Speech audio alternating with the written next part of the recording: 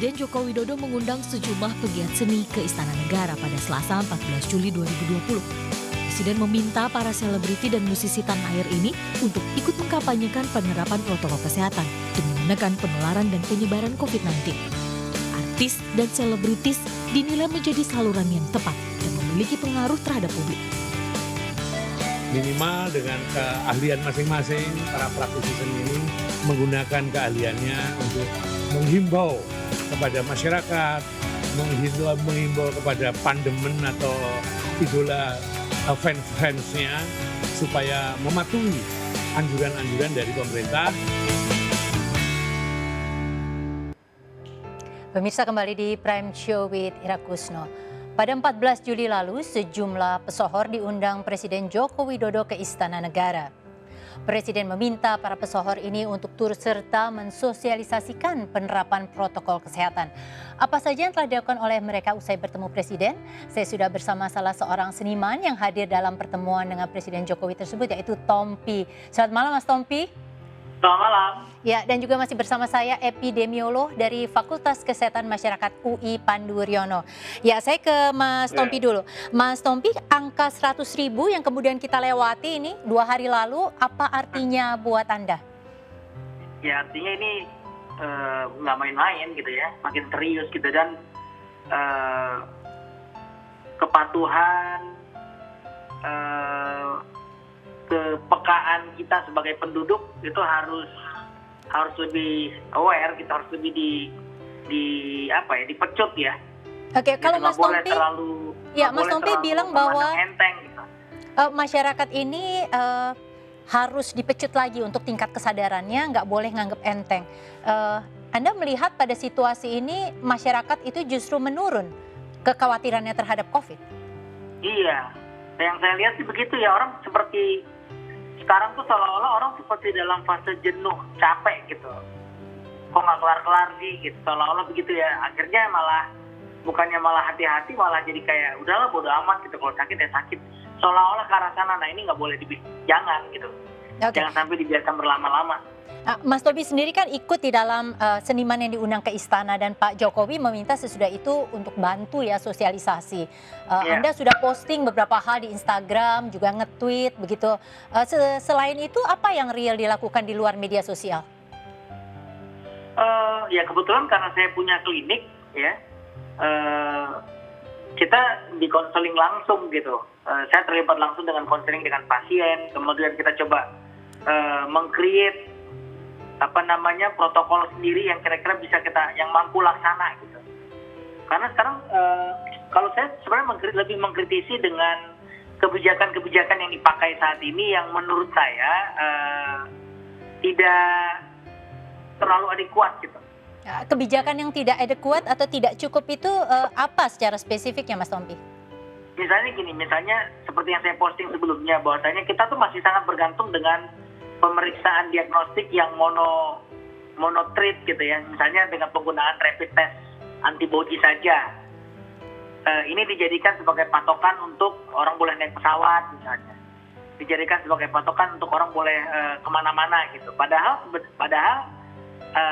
rapid test antibody itu lemah sekali gitu,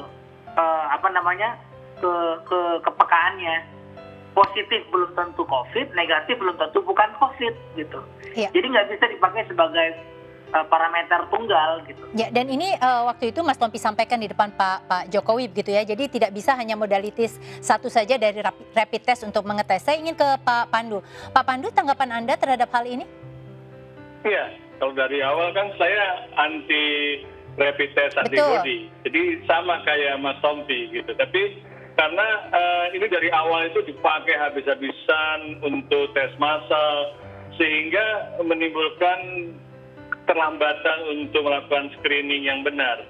Dan seharusnya tadi yang dikatakan Mas Tompi bahwa negatif atau non-reaktif itu belum tentu tidak membawa virus, sedang reaktif juga belum tentu juga membawa virus. Itu kan hanya tes apakah seseorang punya antibody. Dan sekarang lagi diregulasi untuk sebagai persyaratan untuk perjalanan. Jadi ada aspek komersialisasi di sini. Oke, biar gimana pun juga ini ada salah satu cara yang harus secara cepat dan cukup murah gitu terjangkau yang bisa paling tidak menunjukkan confident terhadap tingkat kesehatan seseorang.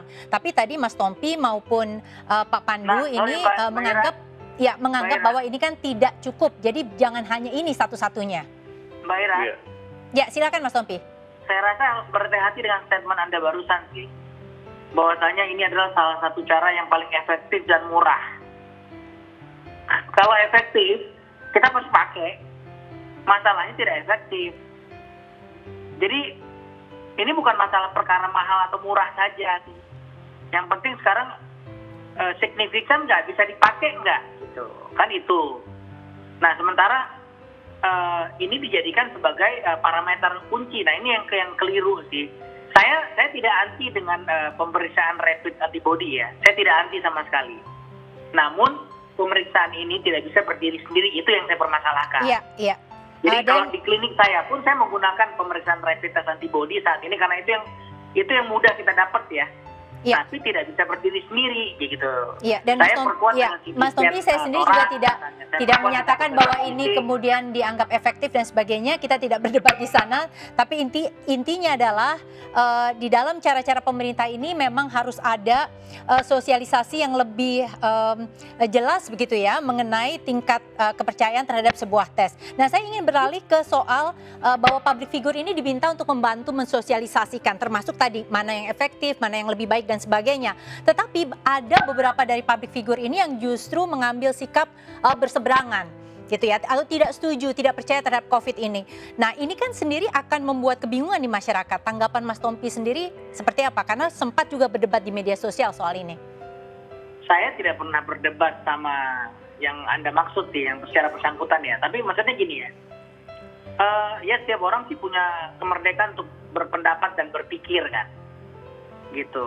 Jadi kalau faktanya sudah jelas, angkanya ada, korbannya ada, terus masih dibilang ini fiktif, berarti yang blow on siapa? Gitu aja. Nah, tinggal kita masyarakat pilih ya, mau ikut-ikutan blow on atau mau ke jalan yang benar, gitu aja lah. Simple. Nggak usah, kalau saya sih nggak mau terlalu berdebat sama yang begitu-gituan ya, nggak penting. Buat saya yang lebih penting saat ini adalah bagaimana kebijakan pemerintah bukan hanya berupa anjuran, ya, tetapi lahir sebagai suatu peraturan. Nah, kalau kemudian sebagai public figure gitu, Mas Tompi, kira-kira cara seperti apa sih yang efektif untuk menginformasikan kepada masyarakat? Karena tadi masyarakat ini kayak kesadarannya harus dipecut lagi, terus kemudian mungkin juga sudah capai. Kira-kira cara seperti apa, Mas, yang bisa ditempuh?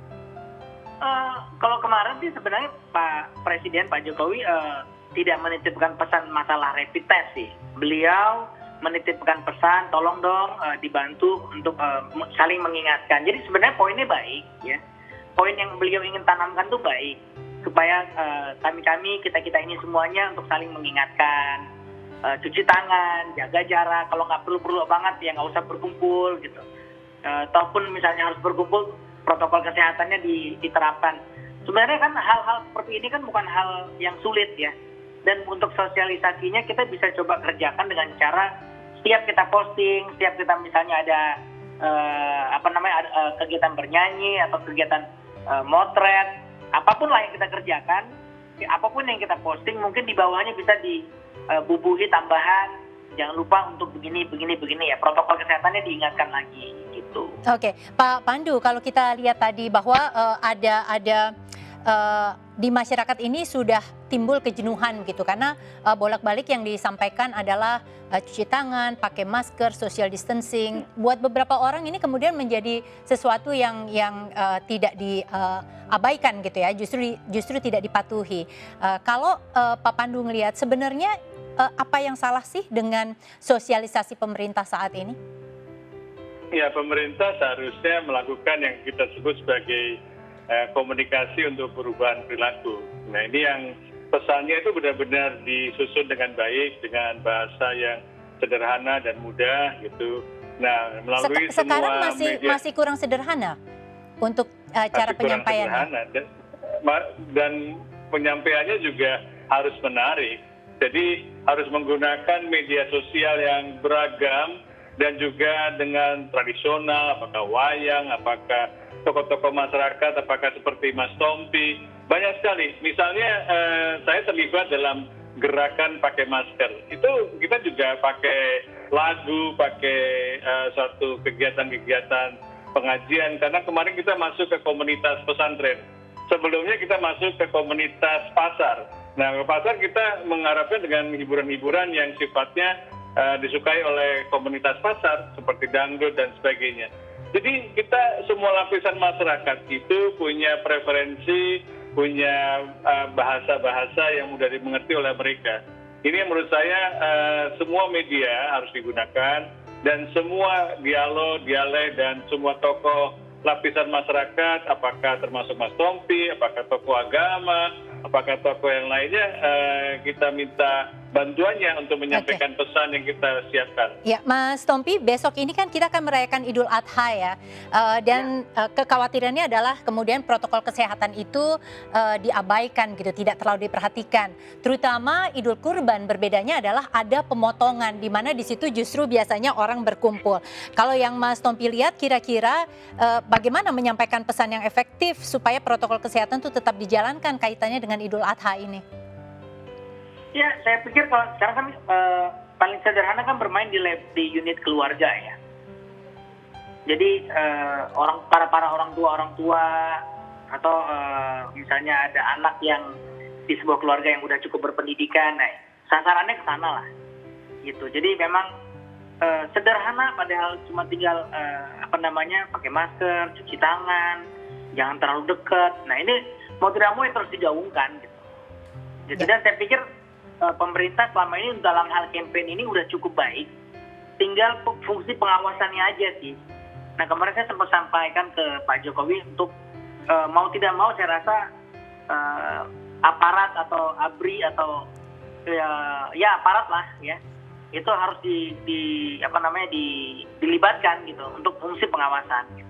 Sampai harus seperti itu ya, jadi artinya di sisi pengawasannya yang harus ketat. Terima kasih Mas Tompi sudah bergabung bersama kami, Pak Pandu juga sudah bergabung bersama kami sampai segmen 2 kali ini. Nanti kita akan berjumpa lagi, dan pemirsa, Hari Raya Idul Adha berpotensi menjadi klaster baru persebaran COVID-19.